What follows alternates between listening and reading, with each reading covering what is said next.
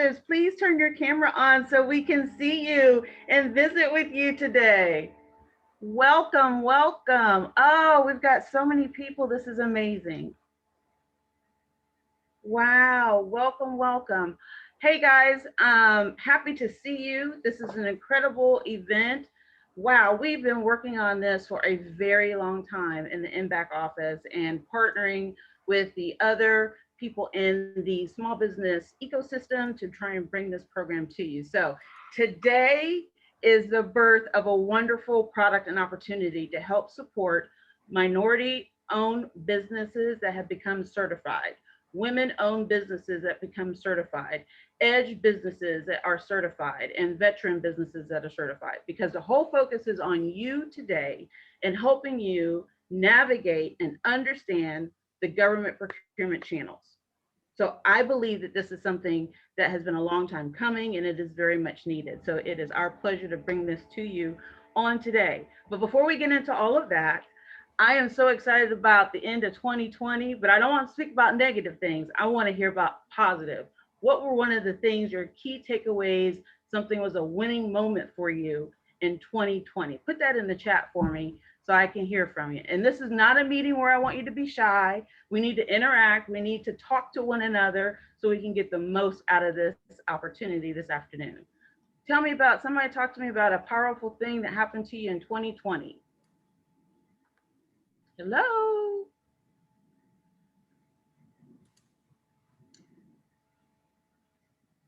I got crickets. Okay, we're just somber today. All right, I can roll with that. I can roll with that. So what I'm gonna do is set the stage. This is an interactive meeting, so we do want you to participate, engage, and ask questions. Put them in the chat box for me. I will be moderating that process for you this morning during the presentation. Today's presentation is brought to you by the Minority Business Assistance Center Director, Kim Gayle, one of my favorite people on the planet. Not only is she a phenomenal woman just on her own, but she is very smart and she is very committed to providing the resources to the small minority business community. Kim Gayle has been my director, and I want to also call her my friend for the past entire time that I've been with MBAC. And she knows more about capability statements than I can even think to know.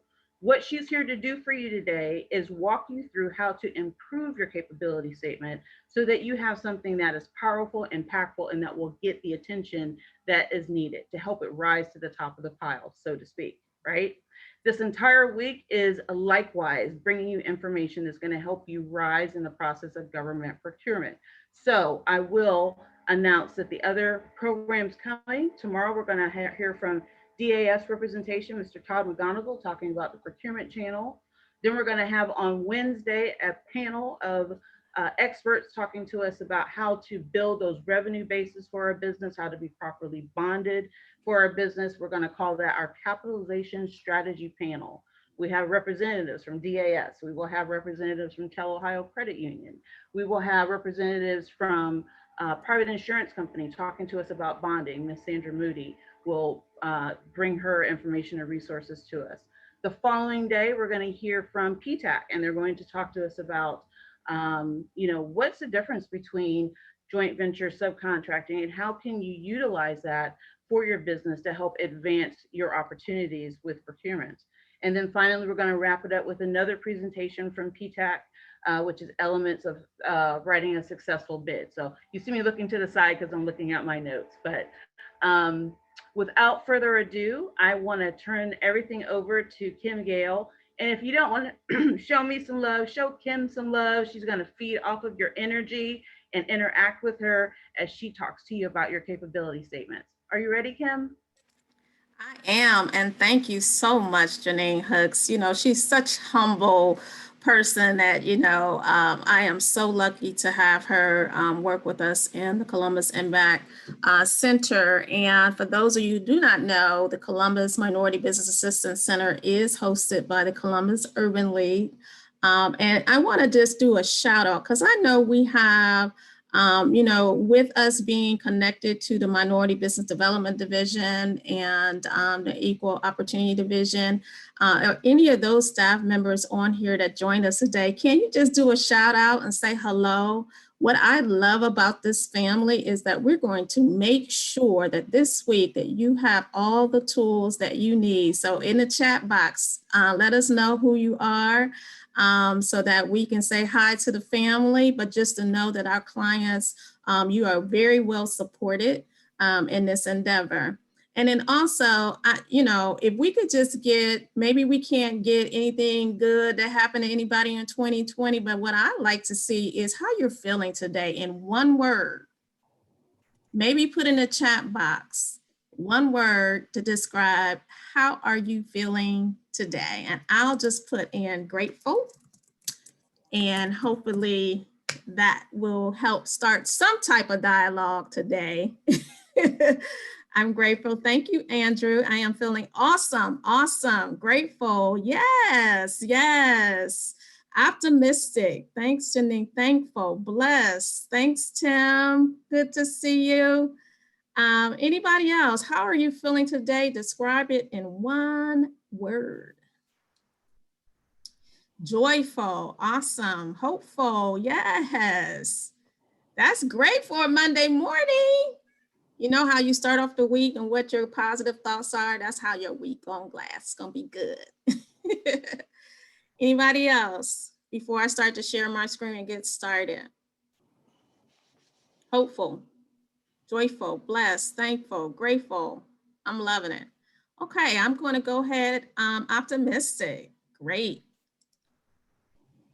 All right, so I'm going to go ahead and share my screen. Let me know if somebody put the thumbs up. Can you see my screen?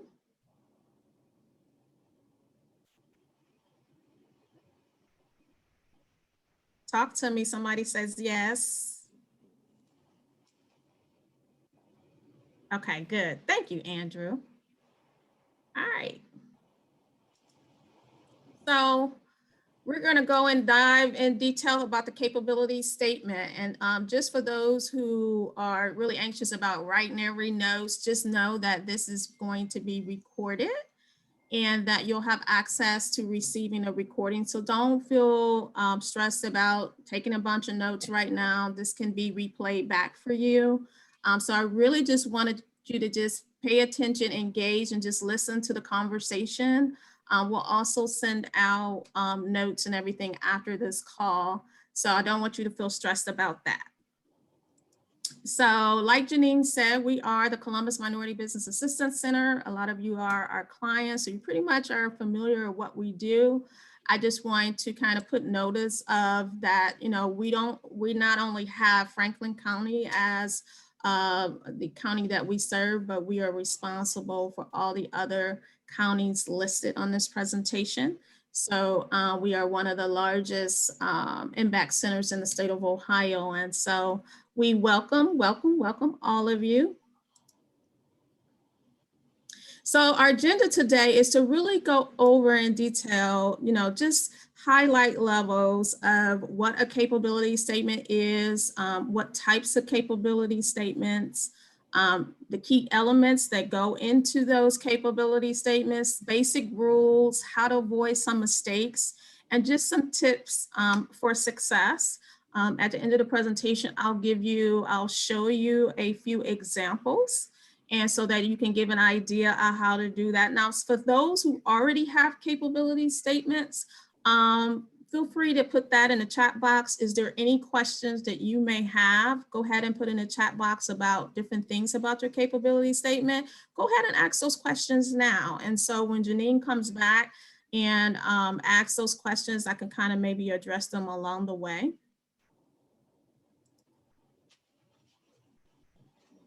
So it's interesting because, you know, I have reviewed a lot of capability statements within the last maybe about a year. And I think what a lot of people, it seems to be to make it more complicated than it really is. And so I created this presentation so it's really, really easy to understand, because I think Some people overthink it and then they get really, over anxiety about putting this piece together. And I don't want you to overthink this process. So what a capability statement is, just like your business resume. That's all it really is. It's required in a lot of many government during their registration processes. It's a door opener for new agencies.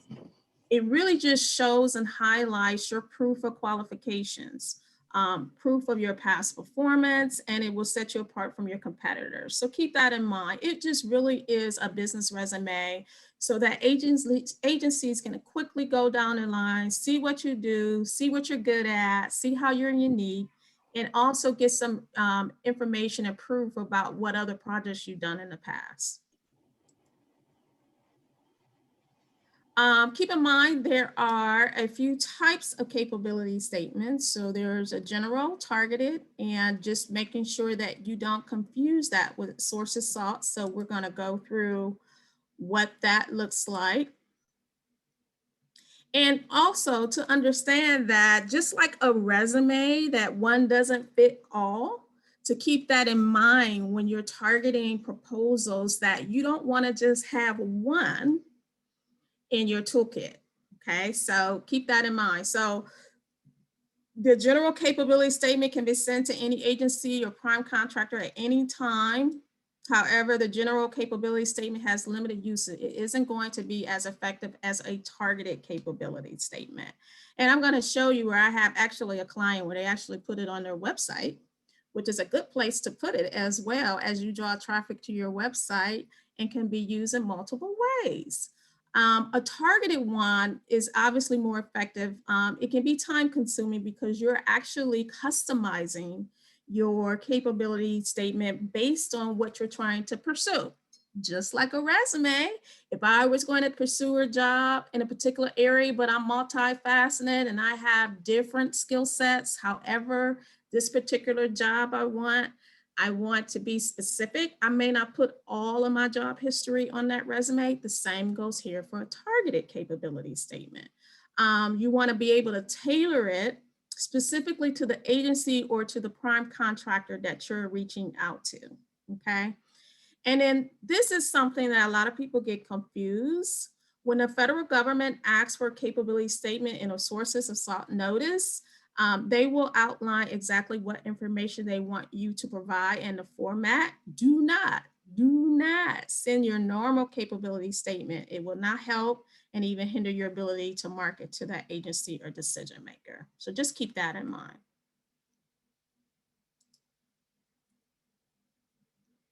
So what actually goes in the capability statement itself? As long as you kind of follow these 5 little special things to put in there, then you have everything covered. So we're going to talk about core competencies is what you want to outline your capability statement, your past performance. So that, we're going to talk about that. Differentiators, obviously your corporate data and your contact information. That should all go into your statement.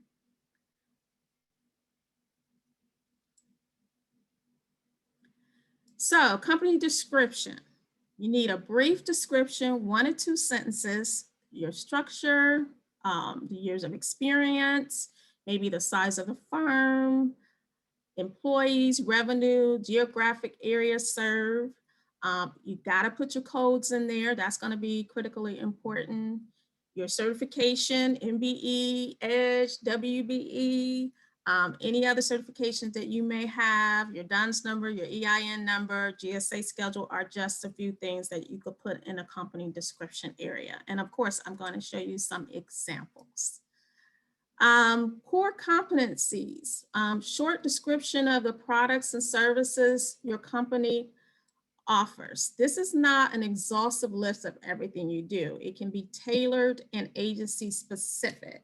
So remember when we talked about in the last presentation about a targeted capability statement, this is critically important because you want to make sure you tailor it based on what you're trying to gain from that proposal or that prime contractor, that you do well for them. So for example, if I am a media company and I do a couple of different things, a multimedia, maybe I have where I do web design and graphics and those kinds of things, but I also do maybe video production, okay? And depending on what I'm pursuing, what do I want to highlight? So maybe this proposal is actually asking me that they want video production services. And so I want to give them that information to let them know how well I am and how capable I am in that particular area.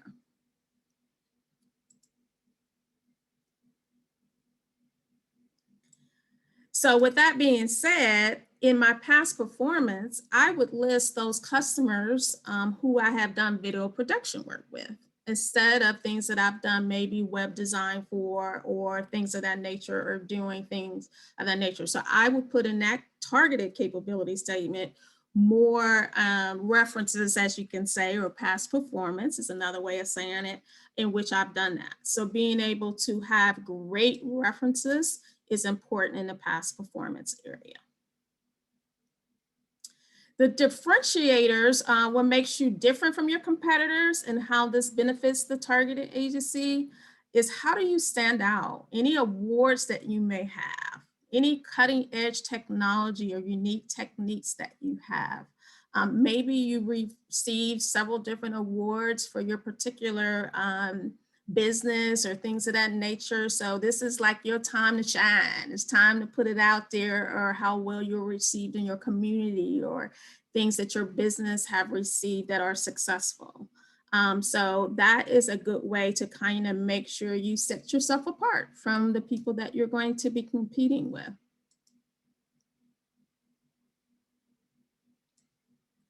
All right, and these are just some basic rules to follow. And, you know, as much as I do this and I sit back and I still get people who would send me capabilities and kind of still overthinking things. They'll send me 3 or 4 pages and I'm like, you don't have to put that much detail, you know? And so just to give you just a few rules to follow, show what you can do, show what you have done in the past, and explain why you're worth it. Show them what you're working with, huh, Janine? Keep it short. Do not leave out the basics. Keep it short and sweet and update it often. Just like you were, if you were in the workplace, things change within 12 months. Oh my gosh, have things changed in 2020 in a short period of time. So you want to make sure you keep it updated, especially if you have your capability statement on your website, which is a good place to put it as well. Marketing is key. Know your audience, emphasize your branding, which is important. So on your capability statement, you want to make sure it matches your brand colors and what you're trying to portray overall. So you don't want to just throw it together. You want to put some thought into it. Take it everywhere and put it on your website. And so it's definitely critical to put it on your website, seeing that we're not doing a lot of face-to-face interaction. And so this is a critical time to make sure that you showcase it wherever you can, whether that's on your LinkedIn, whether that's on your website, and you're going to be sending it out probably more online. Before, you could go in and you can have copies. I've seen so many people carry copies around with them, which is great. But considering where we are now, you know, a lot of this is going to be showcases online or through email. All right, and so what are those tips for success? You want to make sure it's formatted correctly. Title document on your capability statement near the top of the page. Provide contact information for references is specific to a request. Call your references and make sure they'll give you a good one. So don't put anybody in there. Just make sure that they're available if they want to kind of track your work. I said, this is, I mean, we're in a nation of the Google generation. Like, if people want to know who you are, what they're going to do, they're going to Google you, right? So, you know, we have to be conscious about that, and that people will follow up and find out if you really say who you are. So that's good. And then make sure you tailor different versions. We talked about that earlier. You want 1 page, max 2 pages, not 4, not 5, It doesn't have to be that long. Again, don't overthink this process. Use bullets, headers, columns for sections. And I'll give you a tool that is just easy if you don't consider yourself as a graphic designer or anything like that. A good way to do this is through actually a template that I'm using now is in Canva. So I'm not sure if anybody knows canva.com. You can get a free membership and you can actually do a lot in there. So that might be helpful as well. So keep it simple and clean. And then make it come alive visually, interesting. Use graphics and color, your company brand and logo. Some people use Word, some people use Publisher, but you want to remember to always convert it to PDF. And so that no one can make changes or anything either. So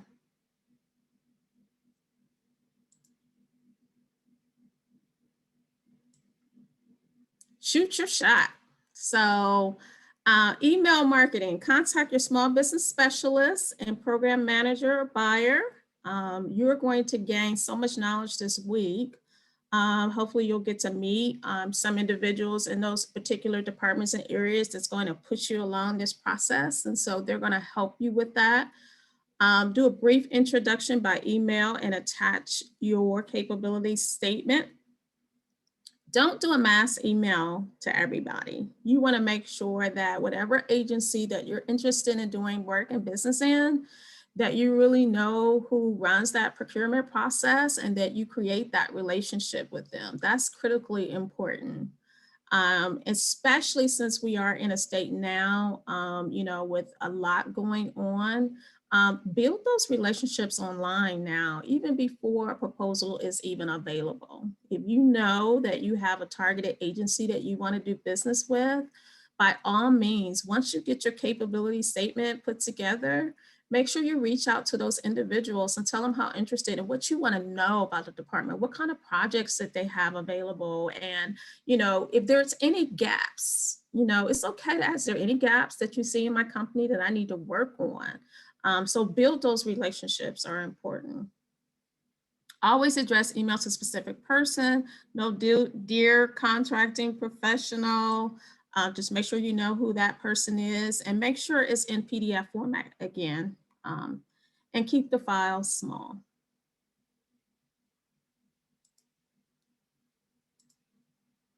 All right, and these are some resources again that you can go to if you need specific information. Again, you'll have access to this PowerPoint presentation. What I like to do is kind of give you and show you some samples that you can kind of get an idea, if you haven't done one before, what it would look like. Let me see.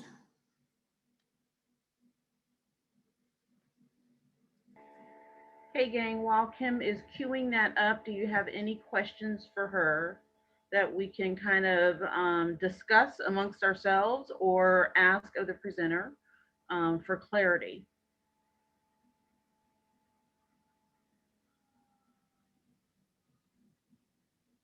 No?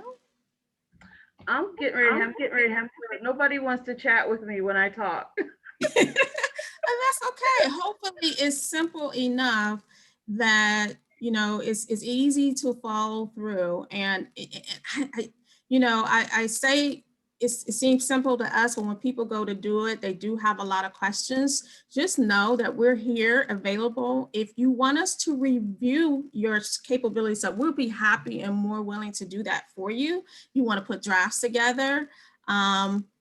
And you can send it through us and I'll be happy to give you feedback on it and say what, I like the whole design of it. I think it's, a good way to say, hey, maybe you should showcase this, or maybe you're stuck on something specific. We'll be happy to do that for you. So I think that's really good, Kim, because as entrepreneurs and DIYers, and both you and I have had our own businesses before, you kind of have tunnel vision about what you think looks good. Having that third eye or an objective opinion can really kind of help you shape something that can be impactful when you're sending it on to a procurement manager. Yeah, I had one sent someone, and it was like 4 pages. And, you know, it was just trying to make sure that they were trying to get all that information, their whole bio and things of that nature. So we were able to say, okay, what pertinent information was important to put in there, and then how to tailor it. So sometimes you have all this information and it's just really scaling down on what you're looking for. And some people just need an extra eye to look at it. And so you can do that internally with the people and your employees in your company. Get them involved. See what they think is good about your capability statement. And we had a question. It was mention the name of the website, and they were talking about canva.com. Can you share just a little bit more about your experience with Canva? Yeah, I sure can. If you could just hold on for a second, I'm going to show you a couple examples, and then I'm going to show you one that was done in Canva. And that way I may even go to my actual Canva account and show you a little trick way to how to do that. So I'm going to show you on my screen now a couple examples. And then I'm going to show you someone who did it in Canva and take you there and say, what is a really trick? I think it's a trick that you can use one of their templates and turn it into a capability statement. So here is a sample one. Now these are a little outdated, but I wanted you to just pay attention. Can everybody see that okay? Yes, looks Good. great. Okay, thank you. So I want you just to pay attention. So remember we talked about some of those 5 critical areas. You have your capability statement, company name, the description here at the top. They give you some basic information when they were founded, you know, what kind of business it is. They list their core competencies. And so this is important because this is what you actually offer. What do you offer? What services do you offer? And you want to make sure that even though you have multiple things that you may offer, remember you have a general one and then you have a targeted one. And so depending on what you want to kind of communicate, you want to have a couple of options available. This gives a little snapshot of the company, how you can contact them,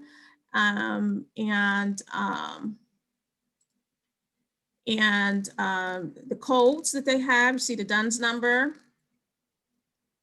Here, past performance. Now the way they did it here was they kind of showcases what companies they did business with and a little bit about that company. And here your NAT codes. So you have your codes over here. You have maybe some partners. And so this is how they chose how to do their capability statement.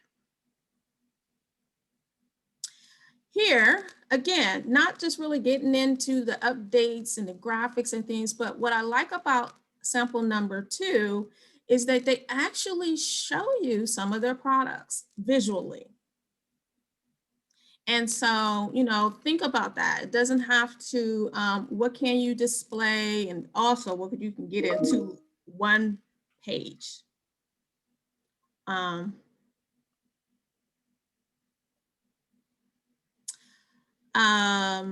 Also, let's see.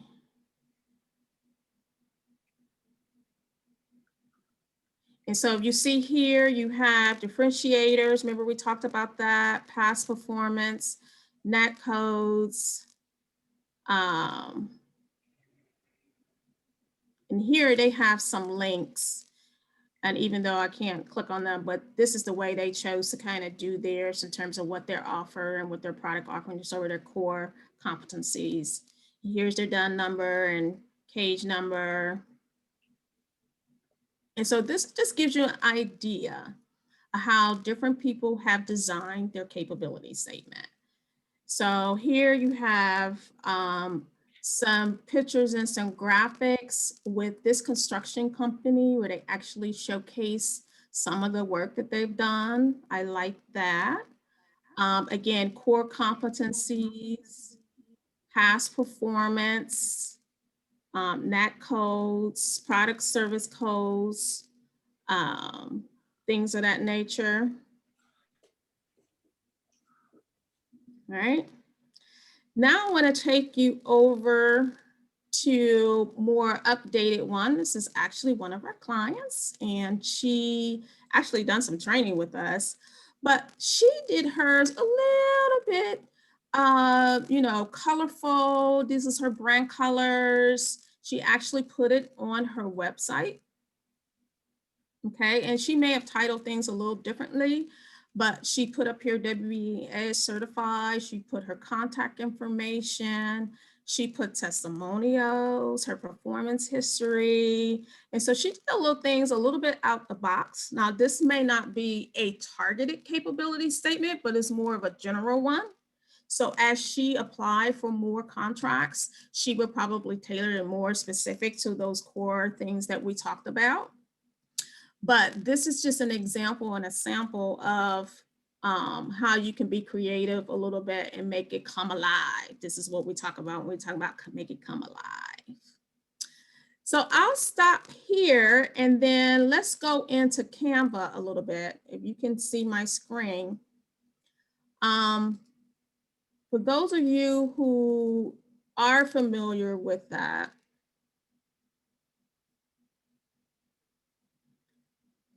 I would say a good way to kind of transition this into a template is to look up resume templates. So that's the secret, you guys. Resume templates, right? So go to a resume design.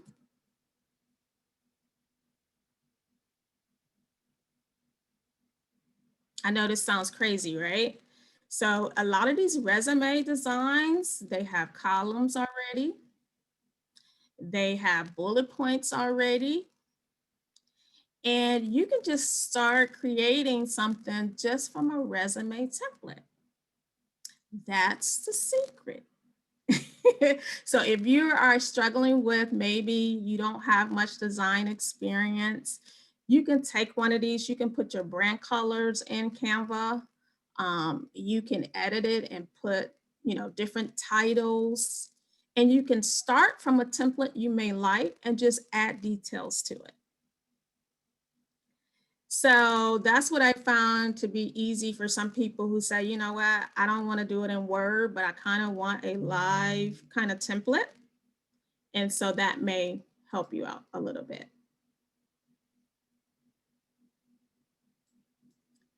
All right.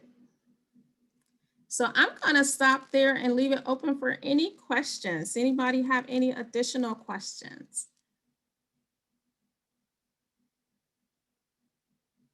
Hi, Kim. Guy Allison here. I missed the initial. Is the statement intended to be just one page? I would say no more than two. Okay, got it. I would say no more than two, but one is ideal. Perfect. All right. It's just a snapshot. And at the beginning, Guy, I didn't know if you got a chance to see that you can have a general capability statement, you can have a targeted one, right? Right. So the idea is to have multiple ones in your toolkit. So that depending on what you are pursuing, you can pull out one of those. So I gave the example of having a multimedia company, for example, or a graphic company, and maybe you do graphic and web design, but you also do video production.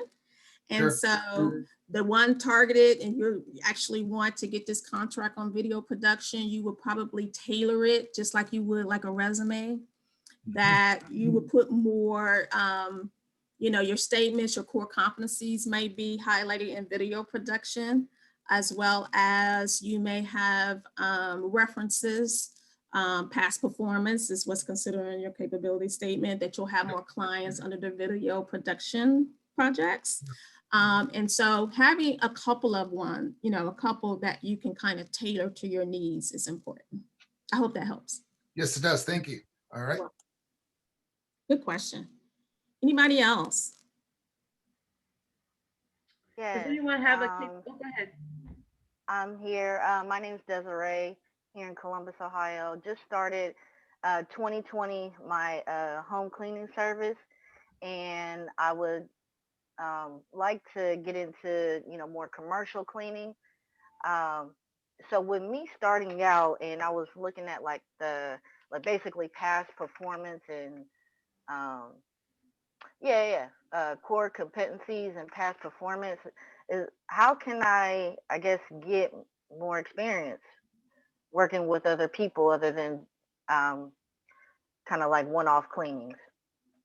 Well, it's important. So if you stick around for the next 4 days, then you're going to get to a point where we talk about, I think, Janine, joint ventures and partnerships with other people. And so it's important right now for you to network, and consider being able to maybe do some collaboration to get that experience that you need. And that way Okay, you that have some you people kind that of like took that out of my right out of my mouth. I was just thinking about collaborating with a few people just nearby that I know, some people from back in high school. Hey, I've got a service. Running into people. Hey, I'm about to start doing exactly as you said, collaborating with others, people. All Hmm. right. Good. And as a business counselor, Desiree, I would say that your capability statement, in a sense, is your pitch. So, as a new business owner, you really want to think about. There's a phrase out called your elevator pitch. In a Hmm. succinct, short, powerful way, how would you describe your strengths? What makes you stand out from everybody else? If you're into a cleaning business, is your clean like ping, ping, clean? You can actually see it. Some of those things that can really capture someone's attention, because we're visual learners for the most part. So you want to use those words that create images, but also are promises that you can back up as you continue to grow and develop in your business. Okay, good stuff. Thank you. Great question. Thank you. Great question. Thank you. Is there anybody else? Does this seem undoable? Is it seem, so I'm going to challenge you all who have not gotten their capability statement done. This is the challenge. We want you to have this done by Friday, and we want you to send it to our MBAC box. Put it in the chat, our MBAC email. Okay. I want you to send it to us, and we will review it for you. This is about action. This is about getting things done. This is the CS challenge, and we want you to just get it off your plate. And so if you could just send it to us in our MBAC email, is it mbac@cul.org? Need you put in the chat? I'll put it in the chat. And I would also add, if you have a current capability statement, take a look at it and refresh it. I've have had a resume that I had, as let me say this, our pictures on the intro video, clearly I need to update my photo. So your capability statement should be as fresh and as present as possible, because again, it is your pitch is the pitch without your presence, right? So we calling it the hashtag CS challenge. So go ahead, submit it to us. That way we know that you have a goal in mind, you're gonna have it done, or you're gonna have it updated by the end of the week. Send it to us, and we will take our time to kind of look through it, give you some feedback on it, and kind of go through it with you guys so that you can have another person look at it. Sounds fair? I like it, Kim. Thank you so much for that. I think sometimes we overlook the power of the capability statement. So this was a great way to kind of kick off the week and to start with one of those foundational things. And how do you pitch and how do you present your business? And are you up to date and current with that presentation so that it's your best possible self? I mean, how long do you get to make a first impression? And with us working in this virtual environment, it's even probably in a nanosecond anymore. So we really want to make sure that we're refining that and perfecting it to the best of our ability. Any more questions for Kim Gayle? She knocked it out of the park today. I just had a question. So at the end of the day, this is Tommy Nixon with Equivalent Partners. I do IT consulting.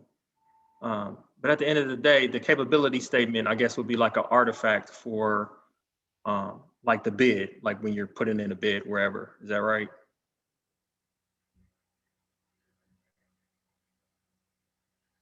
Kim, you want to take that?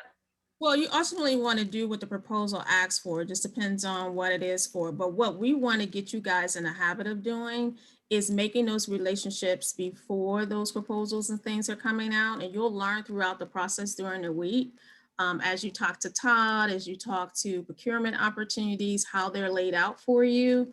But this is kind of like, this is the front entryway to people knowing who you are and what you do. Right. And so instead of having a business card and going into each client's areas and giving them your business card, this is your business card. This is where you start from.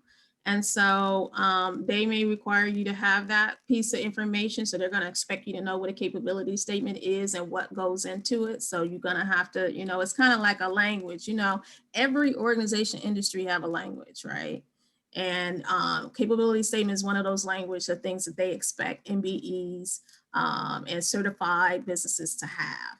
So you got to have that done and ready to go, especially if you want to do business, locally, government wise. It's something that you need to have ready and ready. Excellent, excellent. Anyone else? All right, we will be looking for some powerful and impactful capability statements in our MBAC inbox. Thank you, Sharon, for getting that up in the chat box for us. Any other questions? Okay, so this is Michael. I just had a quick question, right? So you made an emphasis on establishing a relationship, with all these POCs. That is my biggest problem now. I've been trying to establish a relationship for almost 4 years now. They don't return emails. When you call, they don't. When you look at the bid and you look at the POC, you walk in the building, I'm trying to find out. And, I don't want to say they don't want to do the job. I don't want to say that, right? But I think they have to be willing to also meet us, right? We have to talk at some point, right? Because the email thing and the calling thing is not working, right? So how do we, as business, how do we proceed from here, right? How do we make this connection? Because it's very, very important, right? Because I don't know.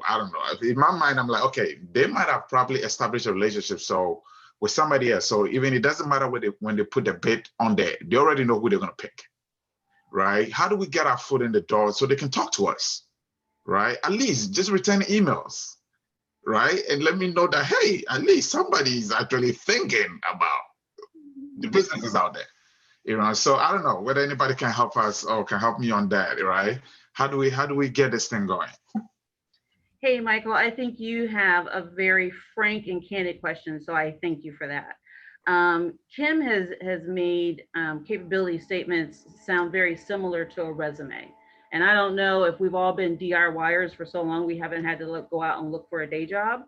But when you send your resume out and is going to a recruiter, or even worse, is being checked by some sort of an automated system to make sure you've got a good word match, those recruiters are most often looking for what they can say no to, right? So you want to make sure that we have the right expectation about the people sitting in the procurement offices and that are responsible for choosing some of the businesses that align with the bid best, right? So in terms of in-person or face-to-face or communication, I would recommend go to every matchmaking event that you can find. For example, there's a matchmaking event taking place this week.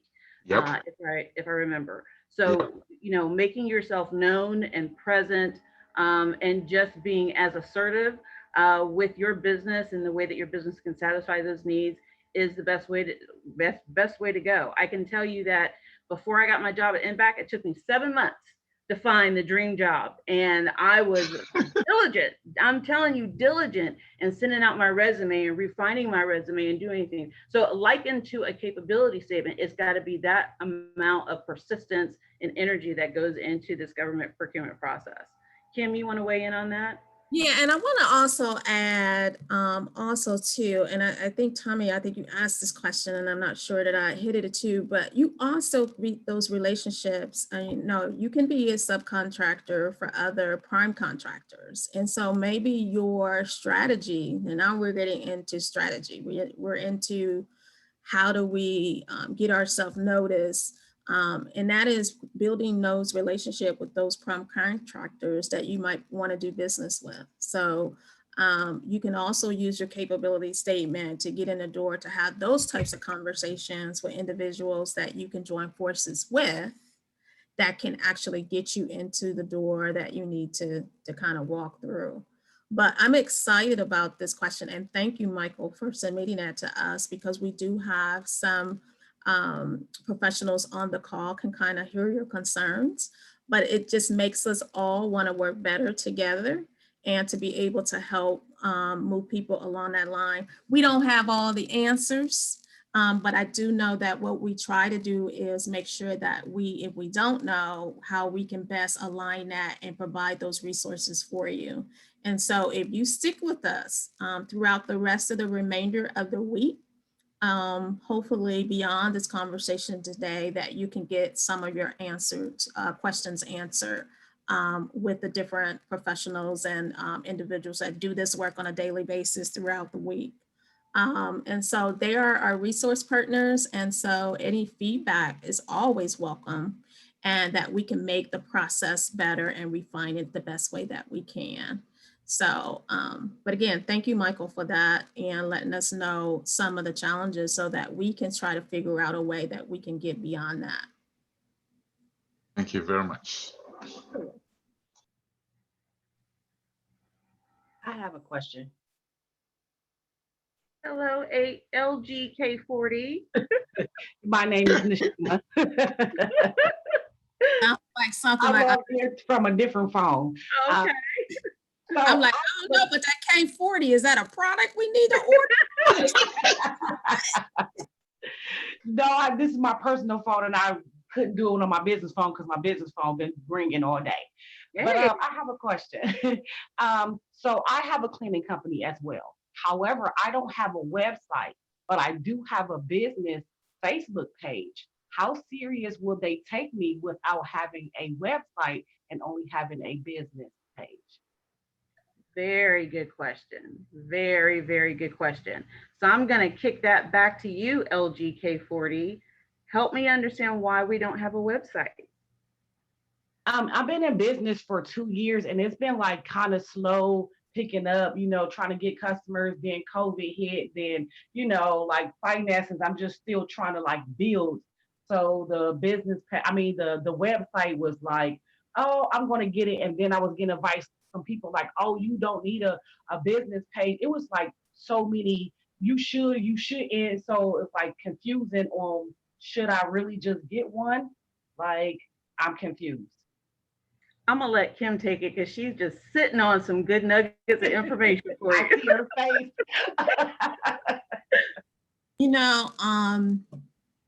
One of the things I'm really passionate about is making sure that our businesses are really caught up to date when it comes to technology. And unfortunately, we are in an age, like I said, it's the Google generation. Well, and people have, especially if they want to know your reputation, they're definitely going to Google you. Let me give you an example.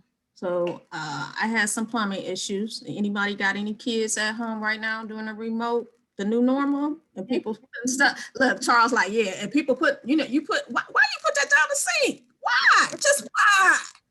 Okay. And so, I went to Facebook, I got a list of plumbers, and, I'm really conscious about, okay, who do I use and all that kind of stuff. And so I came across some, and one guy was real close by. He comes by, he said, look, I don't have all the tools, but I'm gonna refer you to someone real quick. And, I did that. That person came within, called me back within maybe 20 minutes.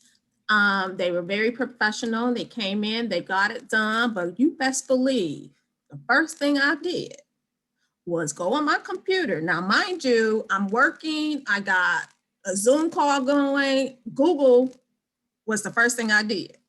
I wanted to know, did they have any credibility? And unfortunately, you can do a wonderful job, but if no one has a presence of you, that can make you a little weary as to doing business with them, unfortunately, right? So I was able to find them. I think they were on Angie's list. I think they were able to pop up real quick. And so I felt the ease and the comfort knowing that someone was about to come in my house, that I felt a little better. So I only say that to say that it is important, and it is, there are options. And like you said, you can reach out to us if we need to make some referrals for you. But the way they have it now to do websites is so inexpensive now as it was before. I remember paying websites for $3,000 before, and now you can do it under 200 bucks with all the different platforms that are out there to just get something up. And so just to think about that, sometimes we have to slow down to do the things that we don't like to do that will benefit us in the long run. So we'll be happy to assist you and see how we can help you on that. Is there anything else, Janine, that I'm missing? No, I just love the sense of community that we're starting to form here where, you know, participants are saying, hey, I can help you.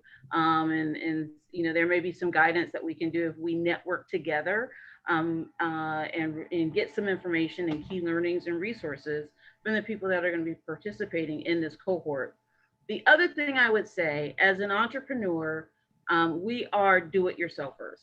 It doesn't have to be flawless or perfect. You are, it's kind of like you're building your plane while it's already in air, right? It's in flight, it's taken off. You've been in business for a couple years and now you're like, oh gosh, maybe I really do need a website. It's okay. It is okay. And you do better because now you know better. So we are absolutely saying, if you don't have a website, let's take this downtime. If you have a little bit of time and get that together, reach out to the resources you see here and with MBAC, and you know, we can definitely point you in the right direction. But know that it's always okay. Just do better once you know better, guys. Look, we got a connection. All right.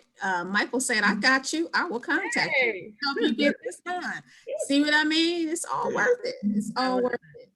Well, listen, guys, I am very time conscious because I know our time is so very precious.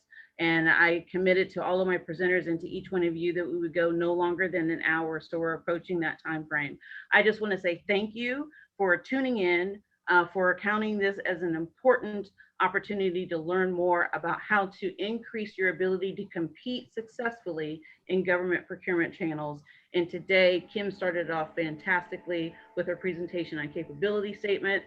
On tomorrow, make sure that you're here and present and ready to learn about how do you deal with, get to state procurement channels. We're going to have Todd McGonigal will be in place and ready to present for us, sharing all of his subject matter expertise on that topic. And we're going to be in a room just like this. I would love to see more of your faces, a lot more energy, a little more love for Janine. I know it's not about me, but hey. But again, I thank you for your time. We will make sure that we get the notes out to you, the slideshow from this presentation, and stay with us as we continue to bring you more wonderful information about government procurement. Thank you so much for your time. Have a wonderful afternoon and go out there and be brilliant. Thank you, Janine. Goodbye. Thanks. Thank you. Bye. Thank you. Thanks. Bye-bye. Enjoy the presentation. Bye. Thanks, guys.